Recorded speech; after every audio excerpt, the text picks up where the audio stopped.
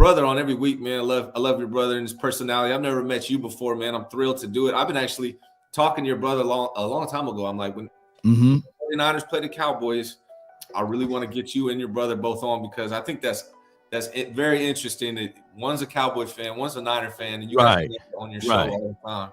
Right. Yeah, I saw your show yesterday. Was it yesterday? You guys? Yeah, it was last night. We had like a miniature round table. Me and my compatriot, Boss Cowboy Sports, and as well as my brother, and he had a few of the Niner gang over there. You know how it goes.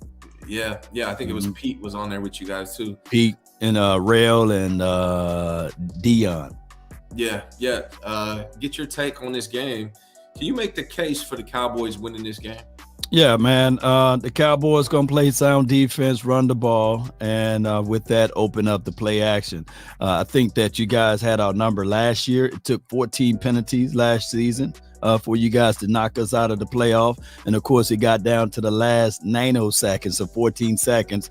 Our offensive coordinator called a quarterback sneak, and we just didn't have enough time for one more play. Now, the Niners, you guys are a well-rounded team on the offense and defense, well coached, by the way. I think that if anybody knows Shanahan will be Dan Quinn. So this should be a good chess match regardless. I think my Cowboys, if we could jump out on front, it'll be harder for Brock Purdy to go through a whole bunch of other things that he's been doing so well this year, you know. Look who popped in. Your brother, man. Yeah, look at him. Yeah. What it do, Big Brody? What up, though, Ryan? How y'all doing, man? Nothing to it, man. Nothing to it. I was just asking your brother to make the case for the Cowboys winning. He gave me some good stuff. Twin, what do you think, man? What's the case for the 49ers winning? Hey, man, just play discipline ball. Don't get into any penalties, no turnovers, and just play our game. I believe if we play our best game, they play their best game, I believe our team's better. You know what I'm saying? And so as long as we're able to keep Dak a little rattled back there in the back, keep the one-dimensional, maybe passing the ball, keep Dak off his, get him off his square a little bit. If you have him sitting back there and he just willing and dealing, he can do that. He's very good against the zone. We play 65% zone on the defensive end. But again, we got to get him off his spot, make sure we don't make it easy for the wide receivers to get to their spots too as well, as far as timing. Kind of, be physical with them. And that's the game is about timing. We already know it's the game of inches as well. And I just truly believe we can get him kind of rattled a little bit and make him one-dimensional and get Kellen Moore second-guessing himself. I think that'll be the key to our the game. We lost him a little bit. But I just want to say this, Ryan. Kellen Moore last year was his, and this sounds like bevies of excuses, but I say this: a new broom can sweep the floor good, but that old broom can get the corners. So you can tell I'm from the country when I say that. Kellen Moore last year was his third year ever calling plays. So I look at it like this: Tony Pollard only had touched the ball 2 times in the series, and we end up scoring in that particular drive. Well, this situation and scenario, me and my brother, we was going back and forth. Who's better, Tony Pollard or Christian McCaffrey? And Tony Pollard numbers is better. And of course, Christian McCaffrey, he's better receiving the ball. But I'm looking at it from a weapon aspect. Tony Pollard last season was our most explosive guy. Well, this season, Tony Pollard is our most explosive guy. And I think that what Kellen Moore will do is utilize Tony Pollard more against your 49ers. So if I jump in here, I actually, from a strictly running standpoint, I actually like Tony Pollard better than Christian McCaffrey, just from running between the tackles. Okay.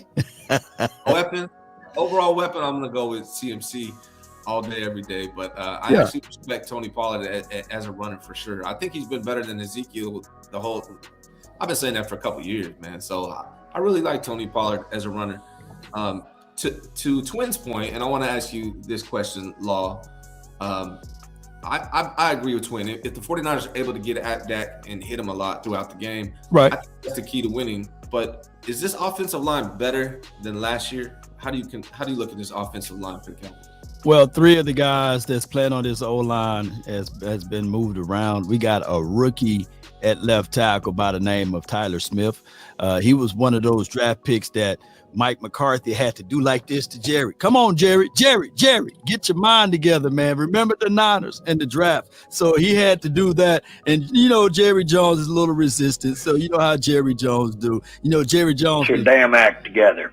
Jerry Jones got that little resistance, and so we finally got somebody with a dog nasty mentality. So he's been phenomenal for us. We had injuries on the offensive line. We have a guy by the name of Connor McGovern. He's been inserted in at the left guard. He's been solid all year. He only allowed 3 sacks, I believe, altogether. My guy, Tyler Biotish, he's been good, and everybody knows Zach Martin. If you hold up your hand like this, that's how many sacks he allowed in his career. And we kicked Tyron Smith, who was our left tackle, because we had Terrence still hurt.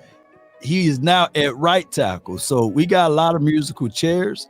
And my only thing that I can use as a battle cry is your team is very explosive on their front. Shout out to your boys, Eric Armstead. And shout out to one of the most dominant Bosas I ever seen, Nick Bosa. But we faced the Philadelphia Eagles. They had 4 guys with 10 plus sacks on their team, or 10 sacks. And they couldn't really put a finger on us. And I'm quite sure we'll be battle tested for you all with our makeshift offensive line. Yeah. I mean, so you think they're better than last year? They've given up less sacks than last year for sure. So you think it's 100% better than last year's line?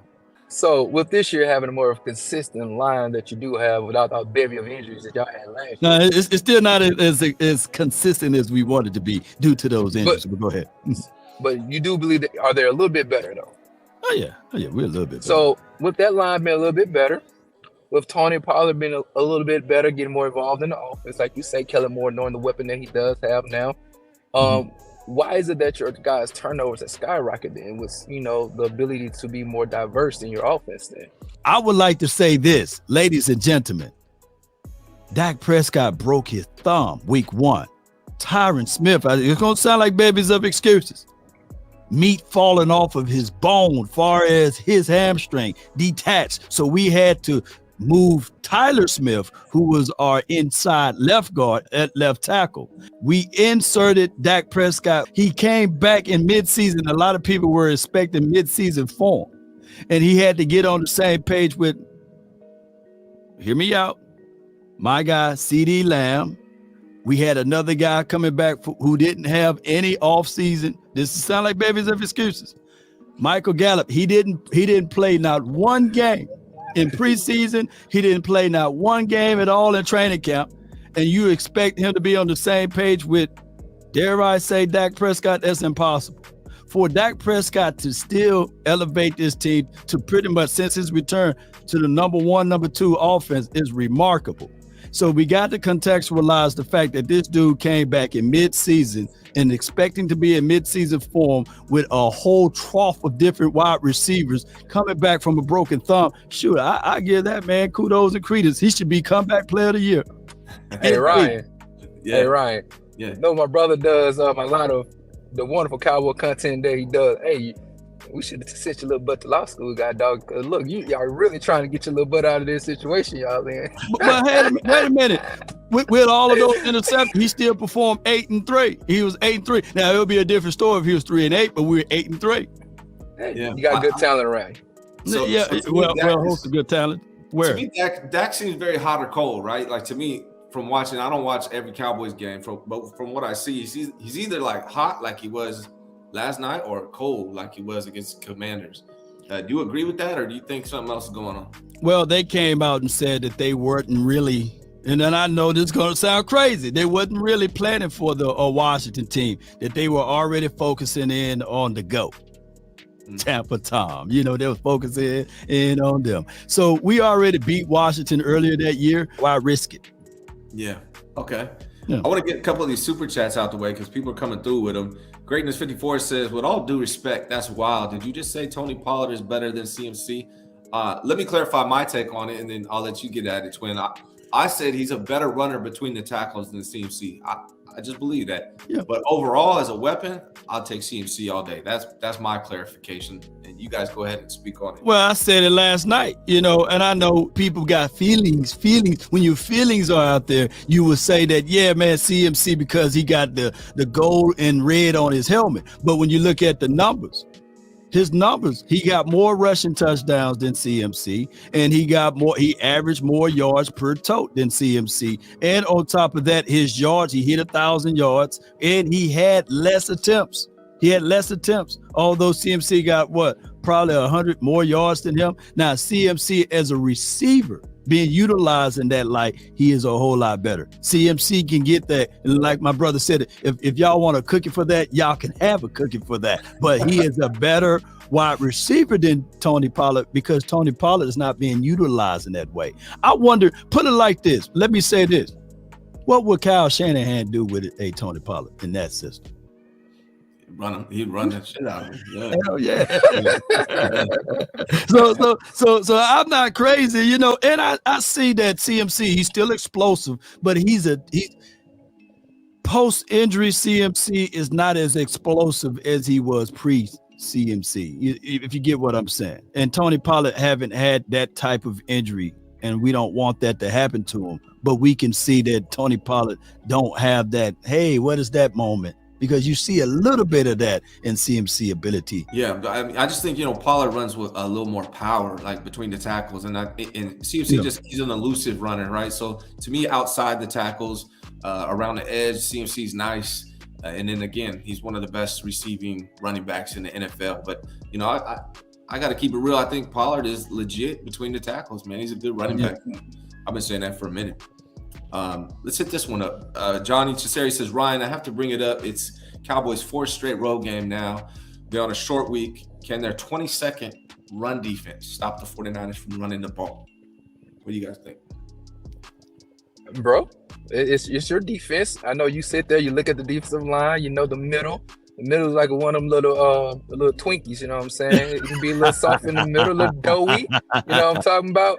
So, but I'll let you expand upon that, as far as what you do with your front seven when it comes against stopping the run, but not only stopping the run, stopping our type of running scheme, because it's not like everybody else's. We can't compare our running scheme the way that everybody else runs, because our formations, the zone scheme, the way that we run our zone scheme, the ability to block not only from our guards and our tackles, but then we actually are one of the only teams that still use a fullback. And are one of the only teams that have probably top 3 when it comes to blocking wide receivers. You know what I'm saying? Like, they go out there and they find joy. They find enjoyment. They are enthusiastic. Let me go ahead and give kudos and credence to Kyle Shanahan.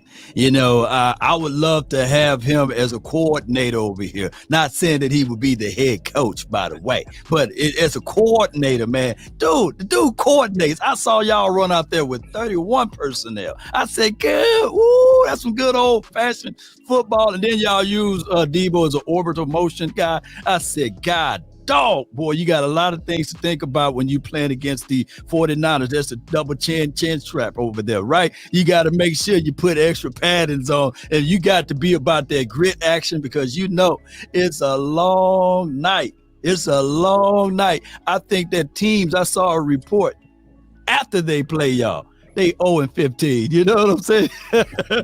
So damn if you do, damn if you don't. Y'all, look, this is about to be one of those things. I gave Kyle Shanahan his kudos and credence, man. To stop that, you just got to be locked in. And last year, like I said, we did the best we could do. We held y'all to 0 points in the 4th quarter. It took 14 penalties. My goodness, for y'all to beat us down. But overall, man, this is going to be a good old-fashioned game. We got a big knocker. It's slob. You're gonna be nasty, boy. I'm gonna tell you, man.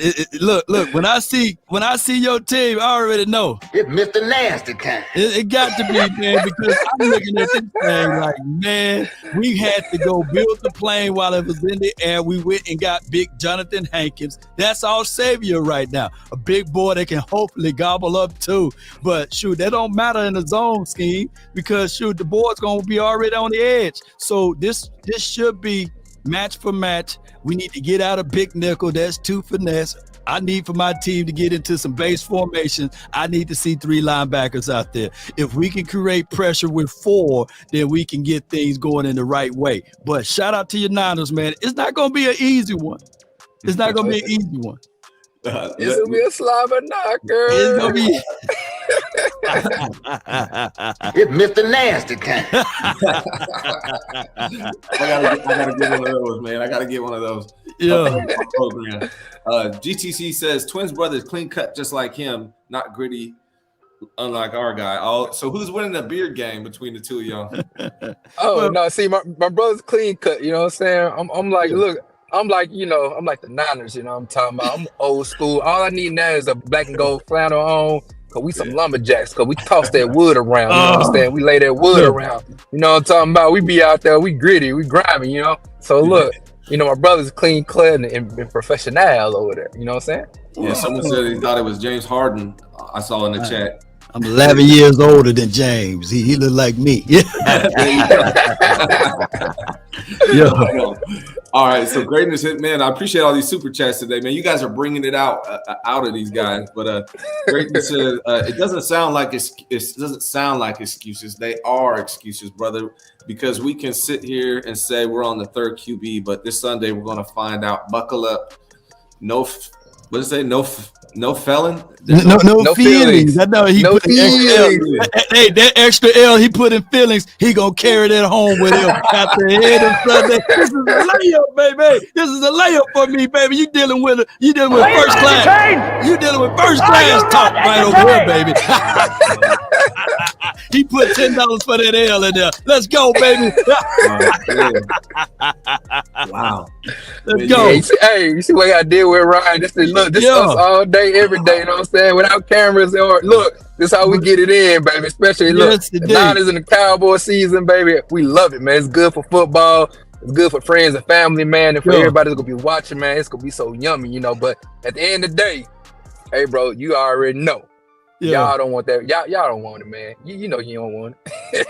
I find this highly entertaining, man. I appreciate both of you guys for coming through. Elijah, I like his skill set, man. A diamond in the rough. You guys found him, and he's a hard runner. I like what he was able to do with you guys last season, and to know that he don't have all of the pressure poured upon him this year is even more spectacular.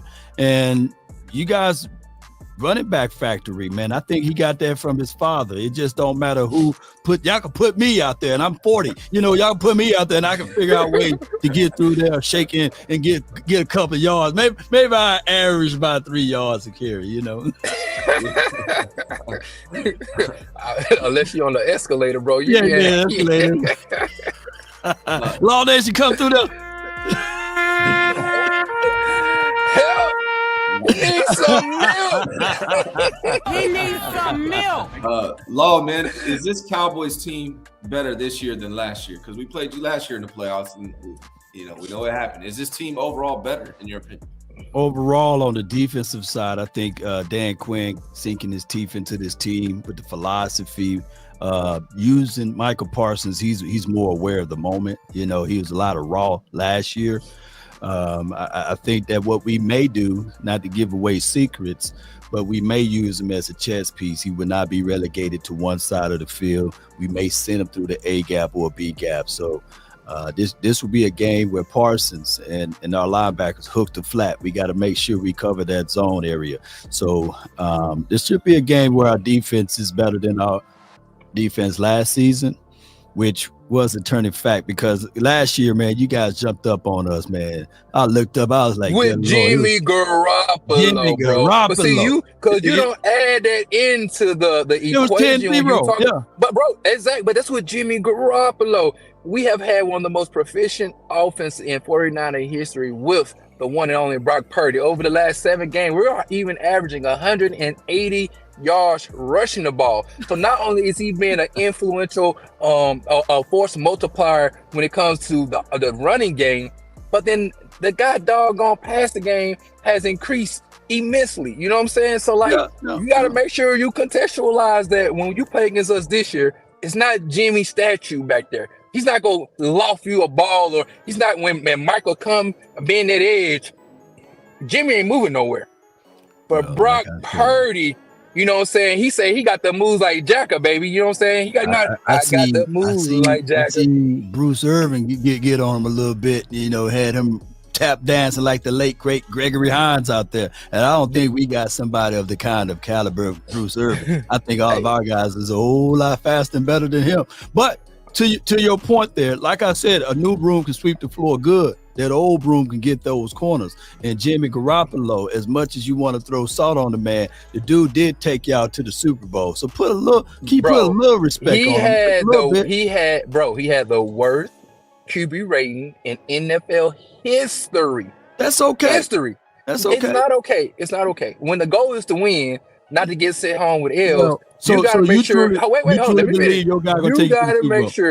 You got to make sure that you have to be more effective in the fourth quarter, because again, we're playing against the Cowboys. We can't sit here and keep the same level of quarterbacking as if we play in the regular season. You have teams that are putting it all on the line. So everything that matters. So when you got a guy like Brock Purdy who's able to be a little more diversified in what it is that he can do, that matters. You see what I'm saying? Because we're playing against better competition, like you like to say. We're playing against the Dallas Cowboys with a Michael Parsons, with a Tavon Diggs, with a DeMarcus Lawrence, right? Well, let me ask you this for context, since you want to contextualize everything. Is this, my friend, my brother from the same mother, the best defense you faced all this season so far with Brock Purdy? I think you're in the Commanders. You in the Commanders probably. Oh man, the Commanders. Go ahead. I'm just saying the Commanders. Come on, we gotta be respectful. They're your division foe. Their front seven went no pushovers.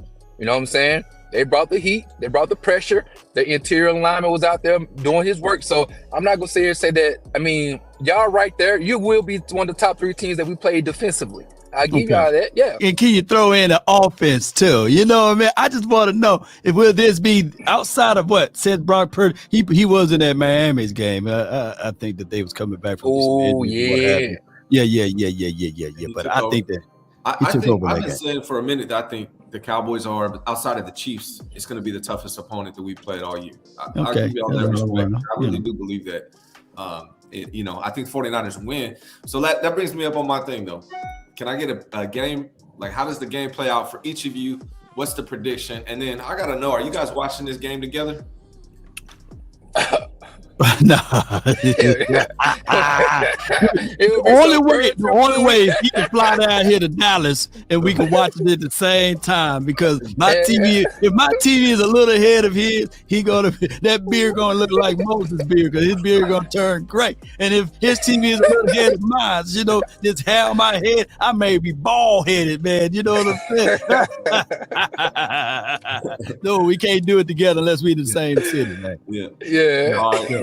Well, how do you guys see the outcome? Like, what's the prediction from each of you of how this game's going to play out? Man. Well, I just believe we gonna win. I can't give a prediction just yet, man. I think I want to ask my brother if he will be so kind and so nice. Maybe we can go. Maybe today's Thursday. Maybe Friday. We should do a live rewatch of last year's divisional game, since we like to talk about last year's game and these penalties and things that went wrong. Maybe we can go through this game with a fine-tooth comb and kind of see what was really going on. Was the game a lot closer than what y'all say it was, or it could have been a lot. The lead could have been a lot bigger than what it really was. You know what I'm saying? So we got 2 different perspectives. So we might want to go over and look at this game and pinpoint some situations where this game could have actually been a blowout. Man, come on, man. Come on, man. Look. Hey, bro, come on now, dog. Come on, man. Come on, man. Look, man. Look here, man. You want me to pour alcohol down my eyelids, man? That's okay. Look, the opening series, bro. We had Anthony Brown, man. Shout out to him, man. I was saying, no, because I know Debo and Anthony Brown on a slant. I was saying, come on, man. Ray Charles, dead and blind. He can see that. So I was like, no. the alignment and assignment. We don't have Anthony Brown been injured. He's out for the season. And I'm not sullying or denigrating the brother, but I know for sure that was just a horrible take right there. Come on, man, don't do that. But you guys advanced. It was third and long, and you guys advanced, and y'all went down there and punched us in the mouth, and then y'all went down there again, and then y'all kicked the field goal. It was 10-0. It was terrible for us. I just think that playing with a league in our stadium, it was just terrible for us, and it just came off kind of crazy. We didn't get unnervous until like the third and fourth quarter, but that was too late. I think that these boys at least shouldn't be nervous. And if that's the operative word, if you guys don't jump up on us on the league, then it's going to be one of those games, twin. Don't go tell mama now. What's your confidence level, Law? Like if you had like 1 to 10 or 1 through 100, what's your confidence level the Cowboys going to beat tonight? Oh, well, I'm extremely confident that we will be victorious, but objectively speaking, I'll say an 8. I'll say an 8, man. I'm more confident. Hey, Ryan. Hey, Ryan. He's sweating like R. Kelly at the Girl Scout convention, boy. He out there, boy. He's sweating like a grease man, boy. He out here sweating profusely underneath that hoodie right now, boy. You can get a whole gallon of water from him right now. Man, look, come on, man. Stay with your chest, bro. 8. I'm an 8. 8. So out of 8 out of 10 times, so you think 8 out of 10 times, you think y'all can come in and get this W?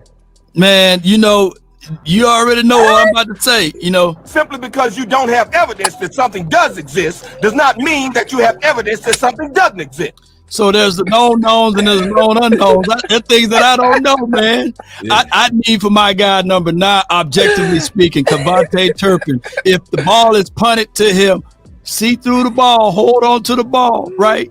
And I need for my guy Dak Prescott not to turn the ball over, play the fields. Look, I come here to tell you guys that I'm objective as possible. Dak Prescott played his worst playoff game against the 49ers last year. His other 2 playoff games that he played, in the other 3 playoff games, he played pretty good. His rookie year versus the Green Bay Packers, he played pretty good. He outdueled, as far as from a stat sheet wise, against Aaron Rodgers. And of course, if we look back at the Seattle Seahawks game, Dak outperformed the dude Sierra husband. I forgot his name, and then low-key I did forget his name.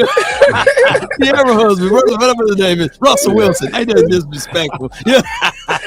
And then in the LA game, of course, we couldn't stop the run, but Dak Prescott had some good numbers. Oh yeah. I want to thank both of y'all, man. You guys are awesome. Where can they find your guys' show? Because this is definitely the week. If you're gonna tune into one of these shows between these two brothers, this is the week you need to do it. Where do they find the show? Well, you can find me under Law Nation Sports. I'm on Instagram, Facebook, as well as YouTube under Law Nation Sports. You type my name in, you see my face, name, and logo. And me and my brother, we try to do a show once a week on Wednesday. And it's a fabulous show. But this week, we going to go live multiple times, man.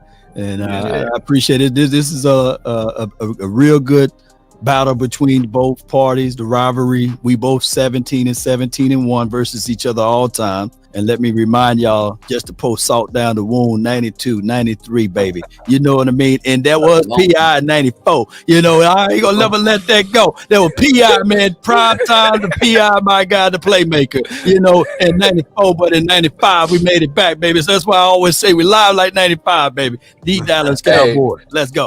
And y'all make sure y'all find me, Twin Empire, man, on YouTube. And also, man, my brother only got a couple more people to hit 95 actually, so y'all make sure y'all go support the channel, y'all share the content, man, y'all like it, you know what I'm talking about. And yeah, man, we just continue to watch us out this week. It's gonna be cracking, it's gonna be popping, a lot of wholesome banter, you know what I mean. But yeah, man, appreciate you, Ryan, for having us on. We know we probably extended the time a little bit, but once that ball get rolling, you know what I'm saying, it's hard to control it. So I just sit back and watch it. Somebody commented I was a guest on the show today, and I felt like it, and I was 100% cool with it. Float like a butterfly, sting like a bee, baby. Yes, sir, man.